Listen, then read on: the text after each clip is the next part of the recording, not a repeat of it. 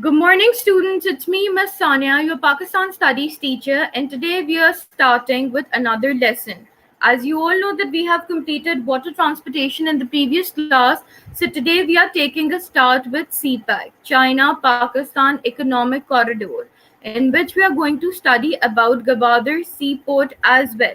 But before moving forward, hurry up, grab your notebook along with pencil and pen, and start noting the important pointers. So, moving forward, these all are the contents which we are going to discuss into this: the historical background of Gwadar, location of Gwadar Port, introduction to CPAC, economic importance of Gwadar Port, strategic importance of Gwadar Port, countries interested in CPAC, economic crisis in Pakistan, because these are the subtopics. This is the main reason that I haven't highlighted the bullet points.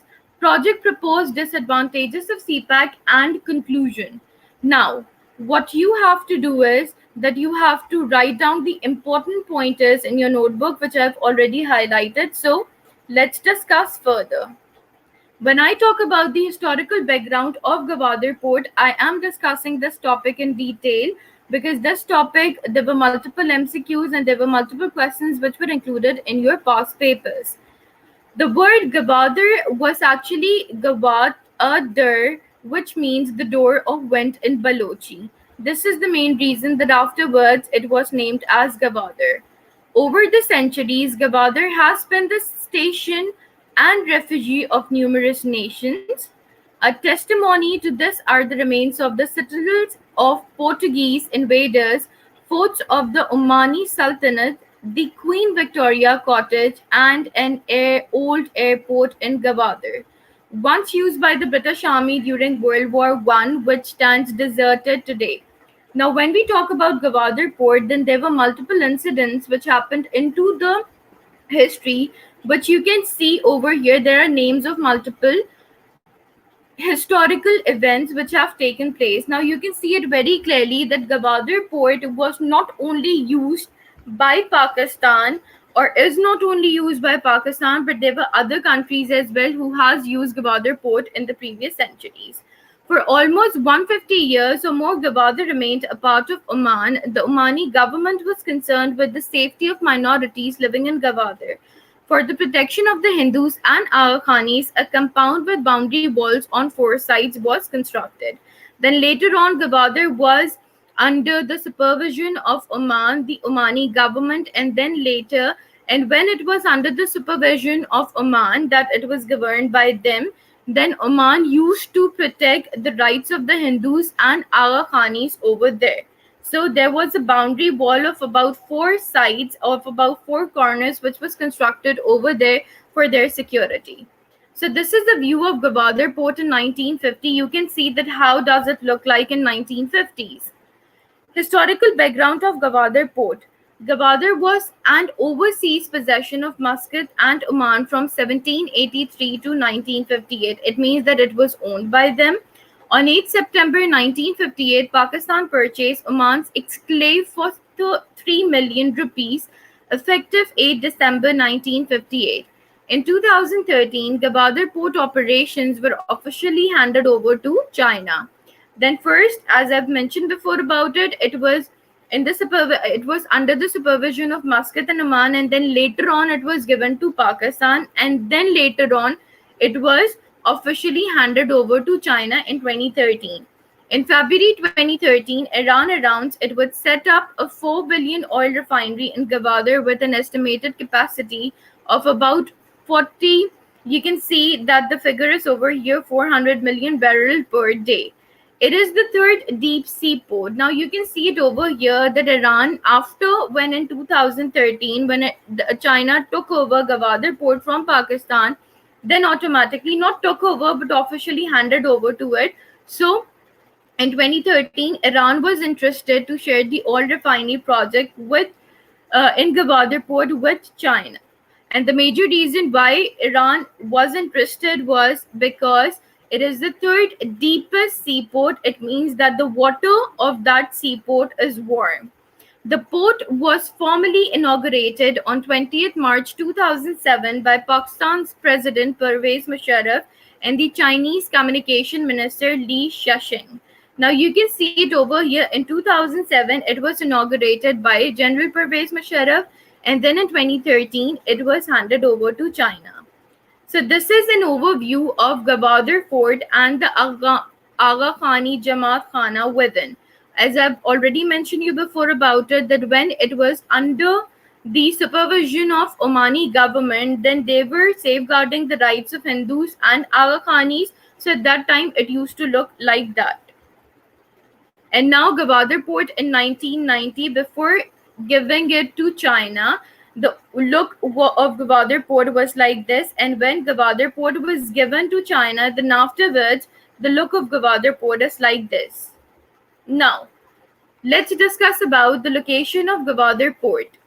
Located at the entrance of the Persian Gulf and about 460 kilometers from Karachi, Gwadar is located on the western end of coast of Balochistan and have 600 kilometers long coastline along the Makran coast of the Arabian Sea. But you can see it over here that Gwadar port is in the center, and you can see all the neighboring countries, and you can also see this, that how many countries are interested into Gwadar port, and you can say that Gwadar port is basically the center point, which can provide or which can be an advantageous point for all of those countries who are in surrounding of Gwadar port. SLO number 6.3.4. Assess the feasibility of development of Gwadar port and its importance in the economic development of Pakistan. Now let's discuss about the importance of Gwadar port in both contexts, in economic perspective as well and in geopolitical perspective as well. China-Pakistan Economic Corridor. You can see the flag of Pakistan and China, which I've highlighted in the beginning of the presentation as well. CPEC is the abbreviation of China-Pakistan Economic Corridor. It means that when a CPEC is the abbreviation, that how they both are connected to one another, China and Pakistan.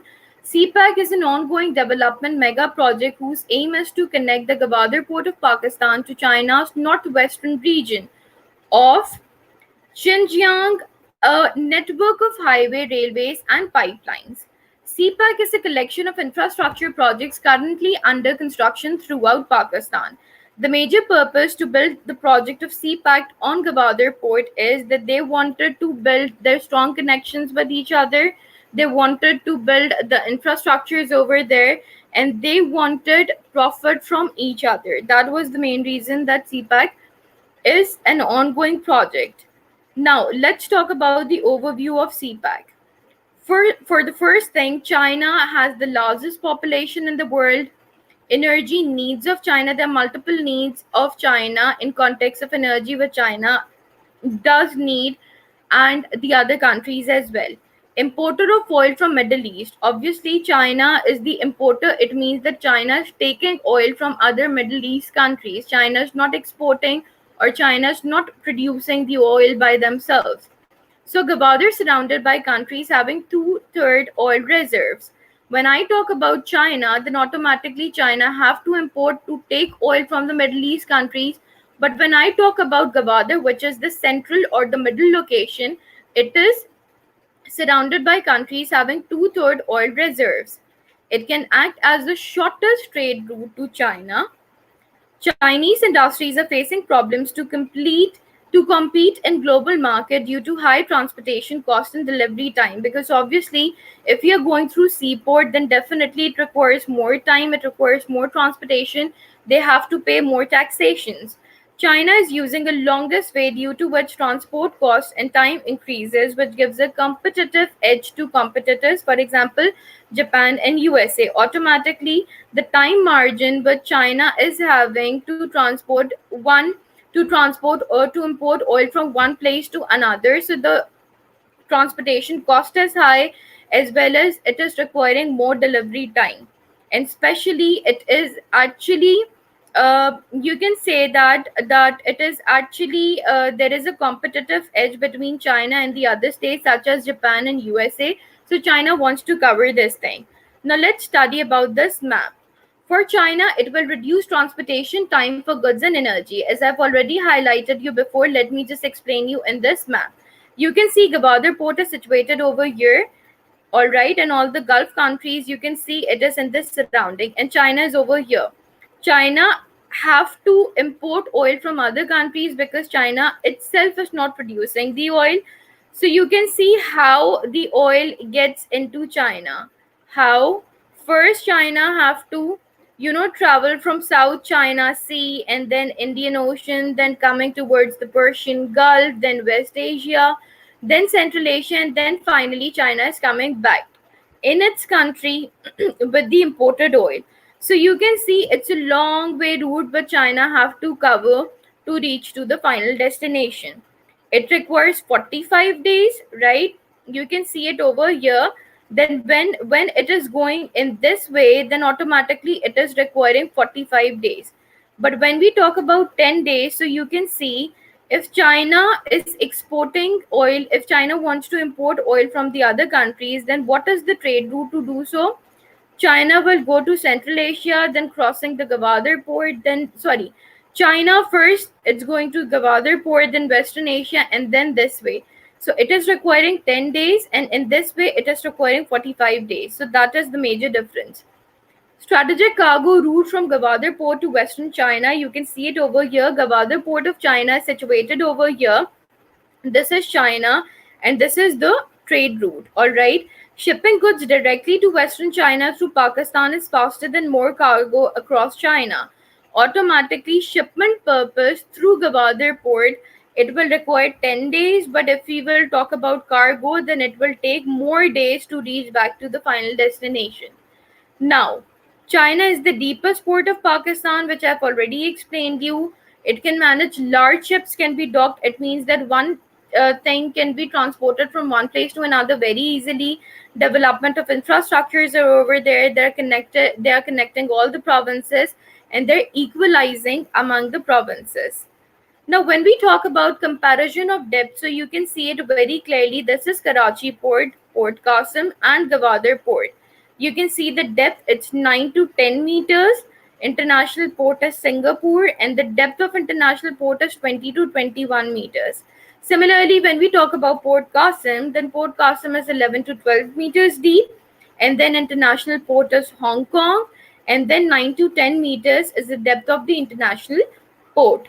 Now, when we talk about Gwadar port, so you can see Gwadar port has the longest, or you can say it is one of the most deepest port with 17 to 18 meters, and the international port with Gwadar port is UAE, which depth is 15 to 16 meters. It means you can see in the whole graph that Gwadar port has the most depth. More depth means heavy ships can be docked. It means that you can you can load it with heavy bulky items and then you can transport it from one place to another. Heavy ships means more goods can be transported from one place to another, and less time, less money, and that is economical for every person, or for in every perspective. This is the main reason that China has chosen Gwadar port for this subject. Now, Gwadar Port is a national gateway port for Pakistan, this region, and a world-class maritime hub, as you all know. Gwadar Port is to complement Karachi Port and Port Qasim in order to satisfy the country's trading and shipping needs, and to stimulate economic growth in the western and northern parts of Pakistan, utilizing the available resources of the country. Obviously, when you're utilizing the resources, then finally you can be a better or a positive in a positive way, you can help others, and automatically it will generate the revenue, and this way you can help your country to progress more and faster. So we will continue the next part in the next presentation. So we will end up this presentation over here. You can join me in the next part of this presentation. Till then, take care.